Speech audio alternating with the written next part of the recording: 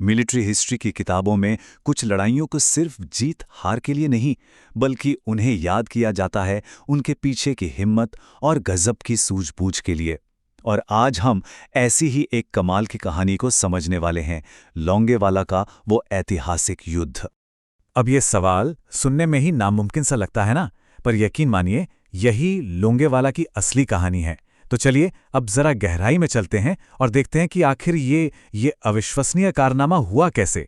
तो इस सवाल का जवाब ढूंढने के लिए सबसे पहले हमें उस सिचुएशन को समझना होगा, वो माहौल देखना होगा जहां ये नामुमकिन सी लड़ाई लड़ी गई थी। तो चलिए थोड़ा सा टाइम में पीछे चलते हैं। तारीख थी 4 दिसंबर 1971 और जगह थार का विशाल रेगिस्तान, और उसके बीच में एक बिल्कुल अकेली मिलिट्री पोस्ट। भारत पाकिस्तान का युद्ध अभी अभी शुरू ही हुआ था और माहौल में टेंशन, जिसे कहते हैं ना, वो साफ महसूस की जा सकती थी। और यहीं पर दोनों तरफ की ताकतों में जो फर्क था वो सच में चौंकाने वाला था। एक तरफ इंडियन आर्मी के सिर्फ 120 जवान, और उनके पास हथियार के नाम पर क्या था? एक जीप पर लगी हुई रिकॉयलेस राइफल और कुछ गिनी चुनी एंटी टैंक माइंस, कोई टैंक नहीं।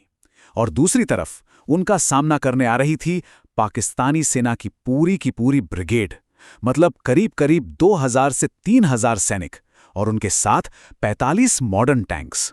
ये तो कहीं से भी बराबरी का मुकाबला लग ही नहीं रहा था। सिर्फ 120, जरा इस नंबर के बारे में सोचिए। एक इतना बड़ा रेगिस्तान और सामने एक पूरी टैंकों से लैस फौज, और उसके सामने खड़े सिर्फ 120 लोग। उनकी हालत उस वक्त कितनी नाजुक रही होगी, इसका हम सिर्फ अंदाजा ही लगा सकते हैं। तो ऐसी एकदम मुश्किल सिचुएशन में उन 120 जवानों की जान और देश की हिफाजत की पूरी जिम्मेदारी बस एक शख्स के फैसले पर टिकी हुई थी, और वो थे मेजर कुलदीप सिंह चांदपुरी, लोंगेवाला में तैनात उस छोटी सी कंपनी के कमांडिंग ऑफिसर। अब सोचिए जरा, उनके कंधों पर कितना बड़ा बोझ था। एक ऐसा फैसला लेना था जो न सिर्फ उन 120 जवानों की किस्मत तय करता, बल्कि पूरे युद्ध का रुख बदल सकता था। उस रात मेजर चांदपुरी के सामने सिर्फ 2 रास्ते थे, और सच पूछे तो दोनों ही बहुत मुश्किल थे। पहला ऑप्शन था कि अपनी कंपनी को लेकर पीछे हट जाएं, जवानों की जान बच जाएगी, लेकिन एक बहुत ही जरूरी स्ट्रेटेजिक पोस्ट दुश्मन के हाथ लग जाएगी। और दूसरा ऑप्शन, वहीं डटे रहो और लड़ो, ये जानते हुए भी कि दुश्मन की ताकत कई गुना ज्यादा है, और बस इस उम्मीद पर लड़ो कि शायद सुबह तक कोई मदद आ जाए। एक तरफ थी जान बचाने की बात, तो दूसरी तरफ थी देश की आन। और मेजर चांदपुरी ने अपना फैसला ले लिया। उनके शब्द आज भी इतिहास में गूंजते हैं। उन्होंने कहा, मैं अपनी पोस्ट नहीं छोड़ूंगा, मैं आखिरी आदमी और आखिरी गोली तक लड़ूंगा। बस उनके इसी एक फैसले ने उस रात की कहानी लिख दी। और बस इसी फैसले के साथ शुरू हुई वो रात, वो जंग, जो इंडियन मिलिट्री हिस्ट्री में हमेशा के लिए अमर हो गई। रात के करीब 12:30 बजे थे जब उस खामोश रेगिस्तान में दुश्मन के टैंकों की आवाज गूंजने लगी और लड़ाई शुरू हो गई। अगले कई घंटों तक उन मुट्ठीभर भारतीय जवानों ने गजब की बहादुरी दिखाते हुए दुश्मन के शुरुआती हमलों की रफ्तार को कम कर दिया। सुबह के 4 बज चुके थे, गोलियों की बौछार हो रही थी, लेकिन वो अपनी जगह पर जमे रहे, हर एक पल मदद का इंतजार कर रहे थे। और फिर जैसे ही सुबह की पहली किरण ने रेगिस्तान को छुआ, लड़ाई का पासा हमेशा के लिए पलटने वाला था। तो सवाल ये उठता है कि आखिर उन्होंने ये किया कैसे? इतनी बड़ी फौज को रोका कैसे? तो इसका जवाब है कमाल की रणनीति और हिम्मत। सोचिए, उनके पास जो एक जीप पे राइफल थी, वो एक जगह से फायर करते और फौरन दूसरी जगह चले जाते। इससे दुश्मन को ऐसा लगा मानो उन पर कई जगहों से हमला हो रहा है।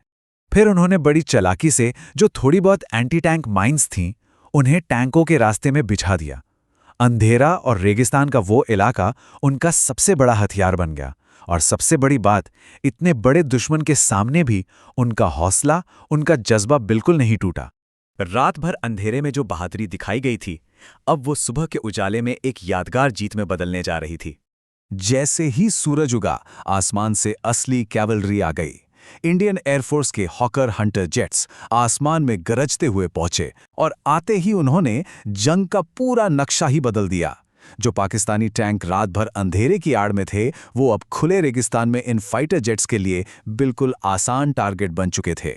और जब लड़ाई खत्म हुई तो जो नतीजे सामने आए वो किसी को भी हैरान कर दें। भारत ने इस लड़ाई में अपने सिर्फ 2 जवान खोए, सिर्फ 2। और दूसरी तरफ पाकिस्तान के करीब 200 सैनिक मारे गए। उनके 37 टैंक पूरी तरह तबाह हो गए। भारत की तरफ से सिर्फ 1 जीप का नुकसान हुआ, जबकि दुश्मन की 100 से ज्यादा गाड़ियां बर्बाद हो गई। ये नंबर्स, ये आंकड़े अपने आप में पूरी कहानी कह देते हैं।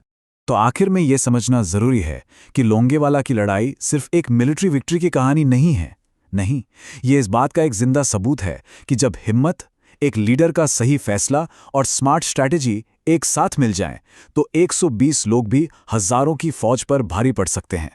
ये कहानी हमें सिखाती है कि जंग में हमेशा गिनती नहीं बल्कि जज्बा और हौसला मायने रखता है। इस बारे में सोचिएगा जरूर।